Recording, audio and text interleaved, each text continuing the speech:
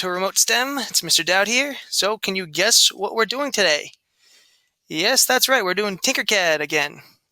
So it's going to be more of a tips and trick video. Hopefully those starters helped you out from Monday's class.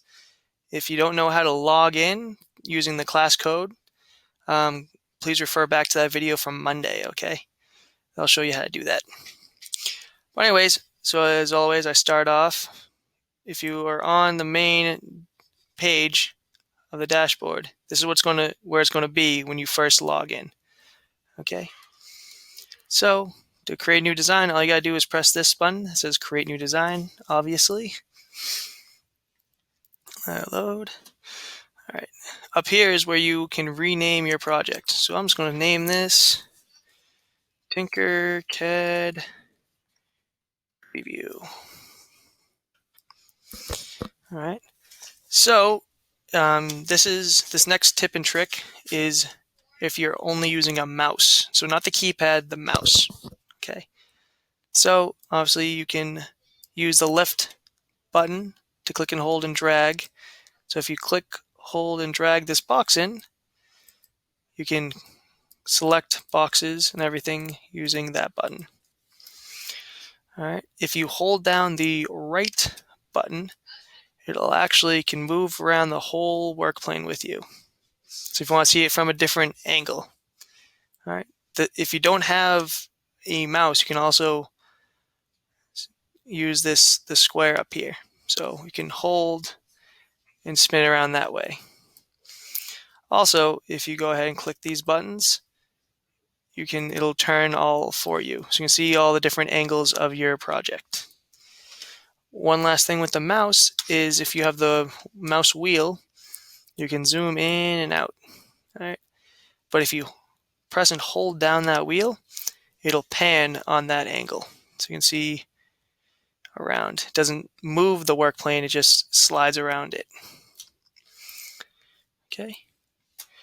Next, they have an object called a ruler, the ruler tool.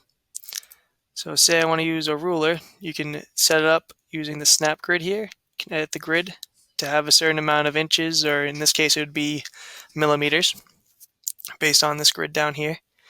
But also, I found this kind of useful is you can insert text boxes and make a actual bar graph, a 3D bar graph. I don't know if I have to flip that around, but you can make bar graphs with it to make it more 3D looking. And it looks kind of cool. All right.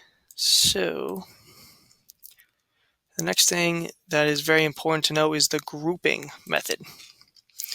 All right. So you see how I clicked that box. I'll go before I go to grouping. You can go ahead and you see these little white squares around. That's how you can change the dimensions of it. So you pull by a corner, it goes by those dimensions. If you want to make it bigger, taller. And if you grab the little black boxes, it just extends on that one side. Okay. Also, if you want to raise up your project, this little black hat, it'll bring it up and it'll show you that. So say I wanted dimensions for a box that is 30 by 40, I can physically type in 30 and type in 40. Okay. Another thing for this is you see these little curved lines. You can click on those and it'll go ahead and turn your whole design on that axis. So remember there's an X, Y, and a Z axis. So Z is what makes it the 3D model. So you can spin around. So if something needs to be flipped, simple as turning it. All right. So now I'll go on to the grouping tool, which is very important. Okay, so as for grouping, it's a very key thing to know. So say I want to group these two together. All right. So let's make this big enough so they're interceding each other. If I highlight them all, I can press this button up here, the group button, or Control G. So you see how now they're both red? That means they're one object now. So if I move any of these around, it changes all of them, not just that one object. So if I again highlight them all, I want to ungroup them, I can do that button. So Control-Shift-G separates them again. All right. So what if you want to carve out something? So say I want this to be hollowed out by this cylinder. So this cube, hollowed out by this cylinder. All I'd have to do is click on it. You see how it's on solid right now? I can make it turn to a whole object. So that became clear. So it's see-through. So now if I highlight them all and group them now, it cuts into the cube. You can see how that's now cut into. Okay. So there's all different shapes. All right, and you can put text down. So if I want to write down something, so go in here and say, Mr. Oh, sorry.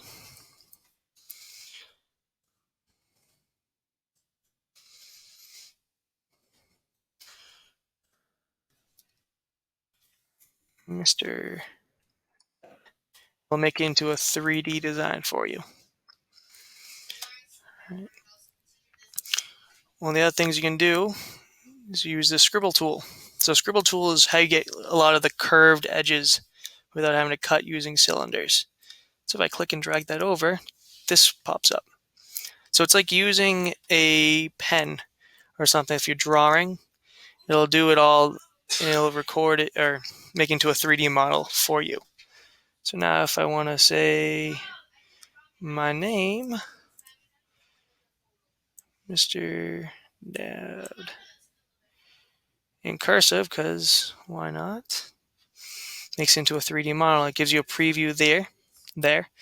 If I press done, I can see it's now its own 3D model. All right.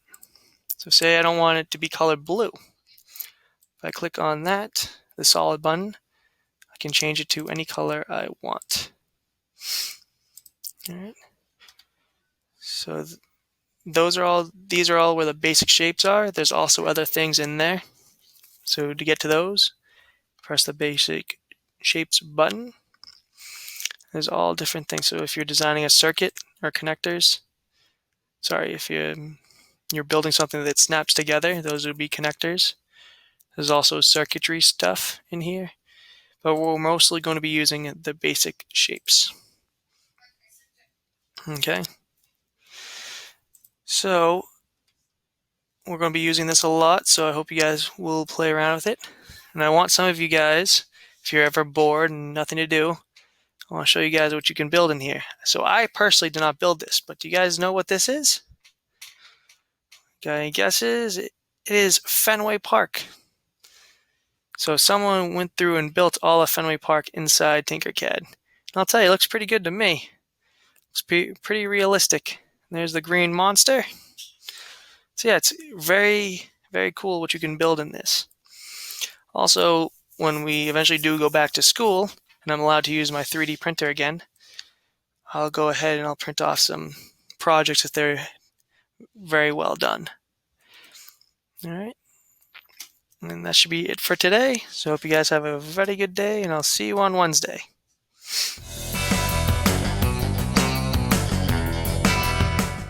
Hi guys. The next artist we're going to be looking at is Pablo Picasso. You can see his picture right there. Pablo was born in Spain. His father was an artist. His father was also an art teacher. So, sure enough, Pablo became an artist too. When Pablo Picasso was very young, he drew very well. I think he even once said that he never drew like a child. He was already drawing like a grown-up could draw. He started drawing better than his father, who was an art teacher. He went to very important schools that were teaching art in Spain when he was younger. We're going to look at a painting that he made when he was a teenager next. This painting here was done in a very realistic style. He was a teenager when he made this painting, so it was very impressive. The next painting we're going to look at is something that came from a blue period. It was called the blue period of his art style. Now, people say that Pablo Picasso had a very close friend that passed away, and that started to kind of make Pablo sad, and he became sort of depressed. And a lot of his artwork showed that, and it showed the mood he was in. They call it the blue period. We're going to look at another painting from that same time period. And here you can see why it's called the blue period, or why this painting's from the blue period, because he used a lot of blue paint. Maybe he had a lot of extra blue paint lying around his art studio, but I think it had to do with his mood at the time, his feelings at the time. Now, after he went through this blue period, later, we'll look at the next painting, he went through a period called the rose period, where Pablo Picasso fell in love, so his mood changed. He was feeling happier. And again, his paintings reflected how he was feeling at that time. So he started using brighter colors. His subject matter started looking more happy and fun. He would paint a lot of people that worked in the circus. So he'd show circus people wearing very brightly colored clothing. So it was very interesting.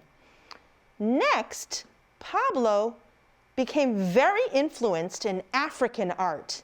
So he became very interested in looking at African masks.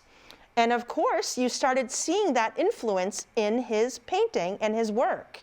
So if you look at this image here, you can see there is a mask that is an African mask that some people made many years ago. Pablo got his hands on this mask, and he started making images of people that had the similar features of these African masks. Next, you'll see another example where you can see that this African mask really had an influence on Pablo's art. Look at that face. I love it. It looks a little bit realistic, but there's something that looks a little strange there too. That was the style he was going for, and he was definitely influenced by those African masks. Next, you can see another image of a painting where there was very strong influences from the African art that he was looking at. Next, we'll look at another image.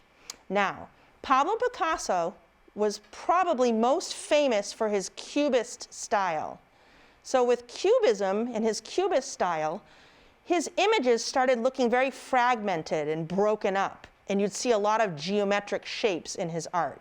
So when you look at this image, you may be able to kind of see what's going on there. There's some buildings, some structures, and maybe some trees in the background, but there's also a lot of geometric shapes there, and it's kind of hard to tell what's going on. So that was something that you noticed in his Cubist style. We'll look at another painting. Now, when he would do portraits of people using that Cubist style, you would often see two different angles or two different views of the face. So if you look at this image, you can see two eyes, which would mean that you see the front view of the face, but you can also see her nose is in profile. So you're looking at the angle from the side of her face and also from a front view. So he played around a lot with showing images from different angles. So this face is pretty interesting to look at. Next, we're going to look at another image from that Cubist style. Now, you can see there's a bowl of fruit, maybe some bread there, and a table. And you also see a lot of some vertical lines, horizontal lines, and some geometric shapes. Next, here's another one. I really like this one. So this is another one from his Cubist style. You see the broken up image. Maybe you can make out a musical instrument there. It looks like a violin or a guitar. And there's a lot of just broken up, fragmented pieces and that geometric shape patterns of shapes. Next, here's another one. So this was also in the Cubist style, but Pablo Picasso started working with collage at this point. So he would cut out a lot of different pieces of paper and fabrics and other materials and photographs, and he would paste them onto another surface. So in collage making, that's what you're doing. You're cutting out pictures and pieces of material and just sticking them on another surface. So he became really good at that because he was getting tired and bored of just making regular drawings and paintings. So he really got very good at making this collage style. So this one shows cubism because of the geometric shapes. You see a lot of vertical and horizontal lines, and he started doing that collage work. Next, now this last painting that I'm going to talk about that Pablo Picasso painted is called Guernica. And like some of the other artists that we looked at, Pablo was influenced by the Surrealists. So if you remember, Surrealism had a lot to do with dreams. So Pablo had these dreams, and you can see some of the subject matter here in this one looks dreamlike. So it's very interesting. You have the cubism, because it's kind of broken up and fragmented. You see a little bit of geometric shapes in there. But you also see that very strange kind of dreamlike subject matter. So Pablo Picasso was also interested and influenced by the Surrealist artists. So guys, I hope you enjoyed learning a little bit about Pablo Picasso. Next time, I'm going to have you guys make a drawing in the Cubist style. I'll see you then.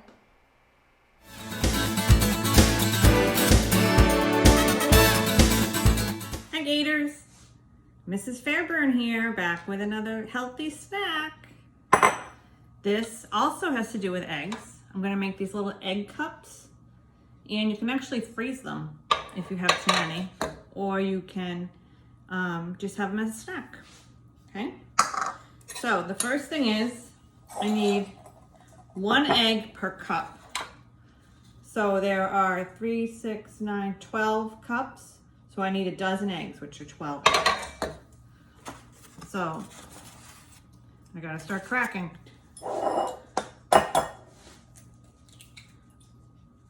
1, 2,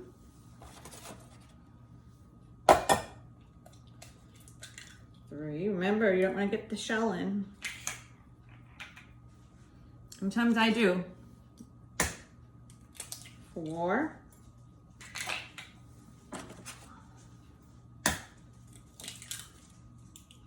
5,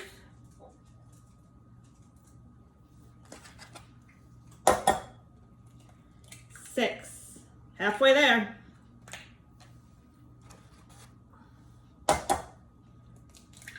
7,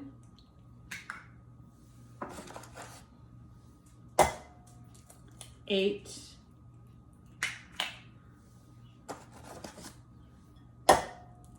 9,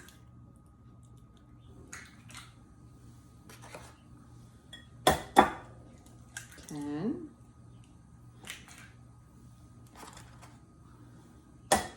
'Now you can also do half of that if you wanted. I'm just doing 12 so I can freeze some of them and I don't have to make them again for a while. Okay. So it's a dozen eggs. Okay, I'm gonna grab a fork. Okay, it's a dozen eggs. So now I want to take these tomatoes. Actually, I think I'm gonna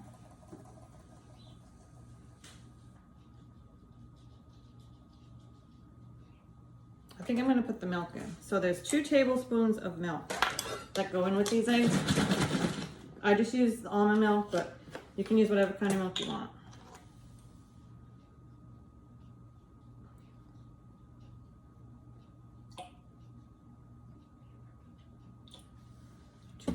That's it. And then a tiny bit of salt and pepper. And you want to mix that up.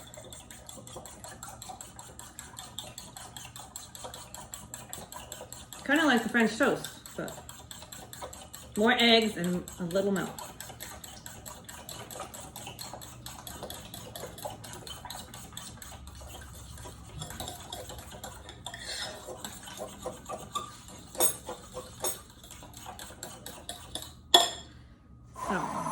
out of the way.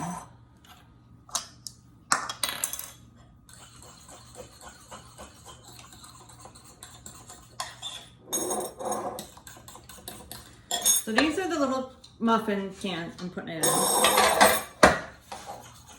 And I'm just gonna put a little bit in each one, because I want to still put tomatoes in it and a little bit of cheese.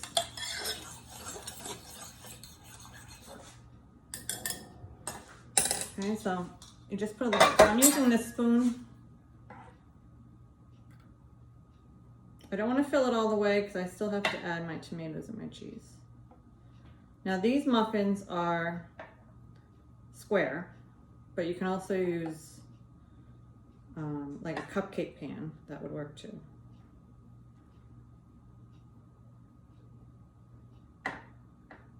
They're not going to rise much, but you're going to fill them.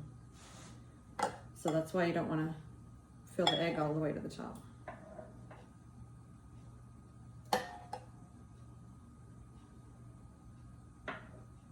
Sometimes in the morning, if you're in a rush or you just want a quick snack, you can just grab these, you can reheat them, keep them in the fridge for a few days. You can freeze them. Just make a good snack.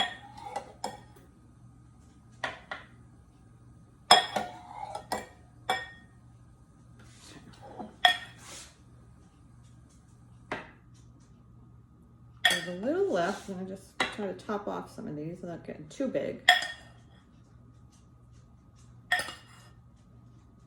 There. So they look like this. Okay.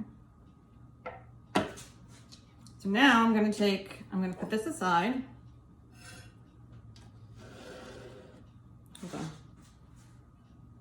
It's like I need an assistant. Put this aside, and I'm going to chop up some tomatoes. Now tomatoes, you don't have to put them in. It's only if you like tomatoes. It's just one example of a vegetable that you can put in. I chop them up really tiny. It calls for 2 cups of finely chopped tomatoes. But you could put a little less or a little more, depending on if you like your tomatoes. So I've chopped these up really fine, and I'm gonna put them in a cup, and I'm gonna see what it looks like. See if it actually measures 1 cup.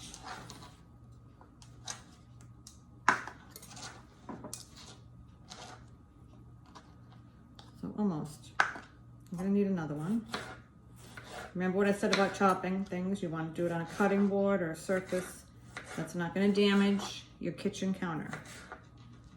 You don't want to get your mom mad. Plus, be very careful with the knife. All right, so I'm chopping up another tomato. I probably will need to do another one as well because these are small. But here's 1 cup. So 1 cup will cover 6 eggs. So I'm just gonna put them in.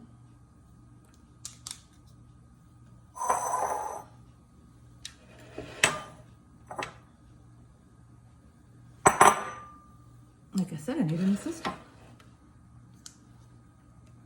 Put them in eggs.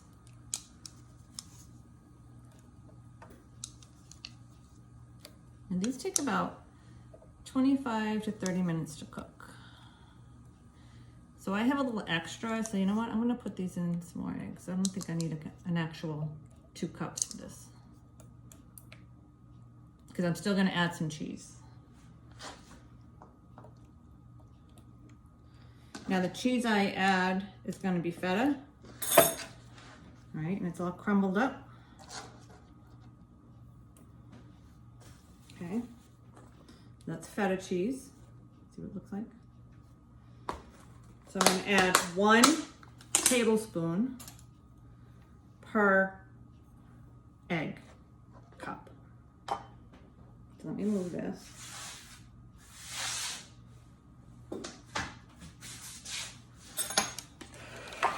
So here are the egg cups. I'm going to add 1 tablespoon per cup. Now this stuff's really crumbly, so you're going to have to kind of like do it like that. Just 1.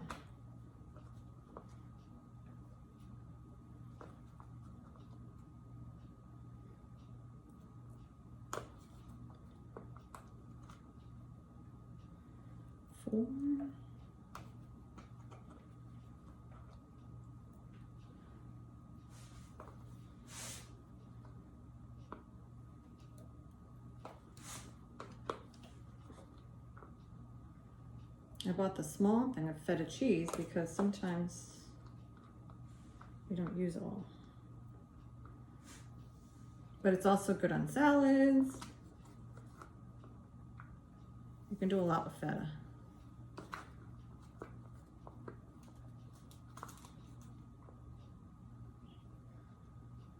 Which we haven't done yet. We haven't made just a salad, have we?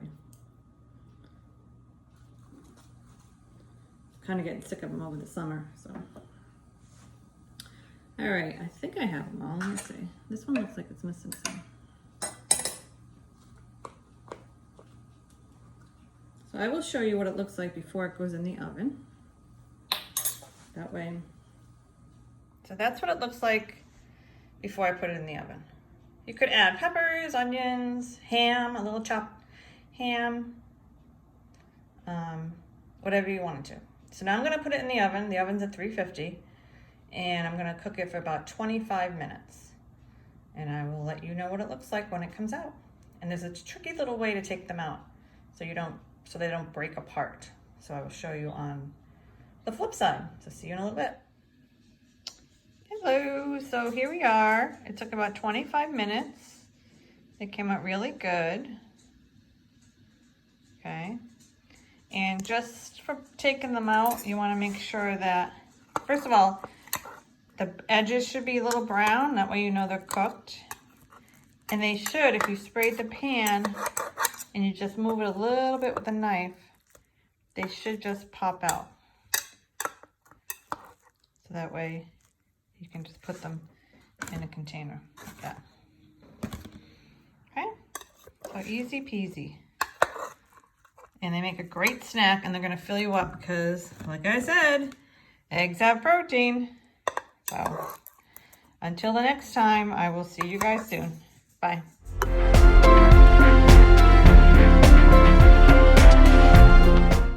Hello, and welcome back to Language and Play. Today, we're going to play a theater game that has to do with focus and concentration.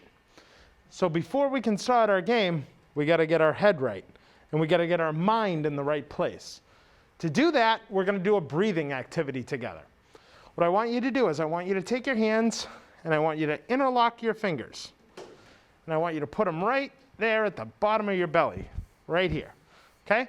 This is a muscle that you have that's called your diaphragm. Okay? Your diaphragm helps you breathe. Goes in and out like this. So it allows us to take the maximum amount of air so that we can hold our breath and really sustain our character for longer periods of time. So we're going to work that muscle right now a little bit. So we interlock our fingers. We put them right here. And we take a deep breath in. And we breathe out. And we breathe in. And we breathe out. And we breathe in. And we breathe out. Now we're going to take a deep breath and bring our arms over our heads. Breathe in. And when we breathe out, we let go of our hands. Very slow, very controlled. And we don't slap our legs, we just bring it down gentle. Okay? All right, and that's our breathing exercise. Okay? So 5 times in and out, 1 time up over the head. It gets us in the right space. Now that we're in that space, we are going to have a focus and concentration game called Mirrors. Those of you who are in 6th, 7th, and 8th grade, you've played this game with me before, so it'll be fun to do it virtually. Okay? What we're going to do, you, on the other side of the screen, are going to mirror my hands. So you're going to move your hands along with me. Are you ready? We're going to move very slow to start. You're moving your hand up. Make sure you're using the same hand you can see for mine. And down. Now we switch over with our other hand, up and down. Concentrate, because now we're going to do both hands. Oh no, but mister, how am I supposed to follow both hands at once? Well, in your eyes, you have what's called peripheral vision. So you can use the side vision in your eyes to be able to follow. Okay? So we can go up in opposite ways as down. We can go this way. And we can even play around with depth a little bit. So if I push my hand forward, you should be pulling your hand back. Remember, because they're opposite forces. Okay? And we're just using our arms. Okay? We're not using the rest of our bodies yet. You should all be following along. I can't wait to see what this looks like. This will be fun. Okay? All right, shake it out. Shake it out. Shake it all out. All right. We're going to do it one more time. This time I'm going to speed it up just a little bit. All right? You really need to stay focused. Ready? Watch for all the small movements.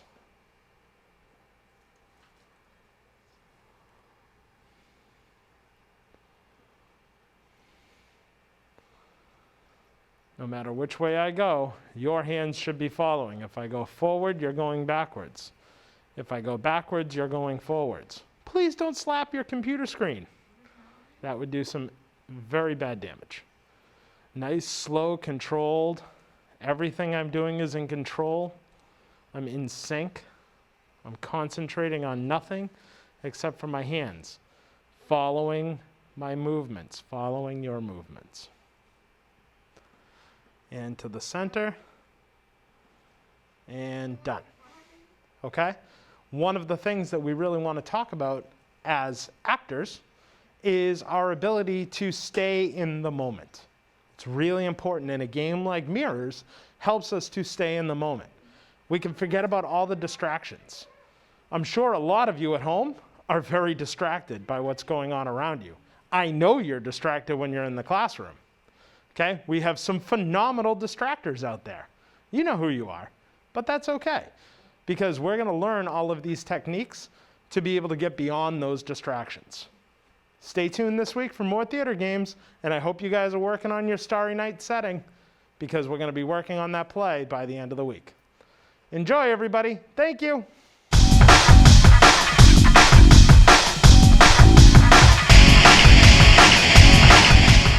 Hey guys, welcome back to Virtual PE. I'm Miss Sreedy. You all know this guy, Miss Yermeen, right here. We hope that you enjoyed yesterday's workout with the water jugs and added a little bit more resistance. We're going to get back to that again tomorrow, so make sure you keep those handy. Just keep in mind, the more water you add, the harder it is. So if it's a little too hard on your third set, dump some out. Be careful about shaking it in your house so the top doesn't pop. Top doesn't pop. All right, don't want to make that spill. So today, I know we did a nice workout, full body, so we're going to do a full body stretch. As you can tell, we're going to be floating through the air with a little bit of zen. All right, guys, let's hit those bubbles.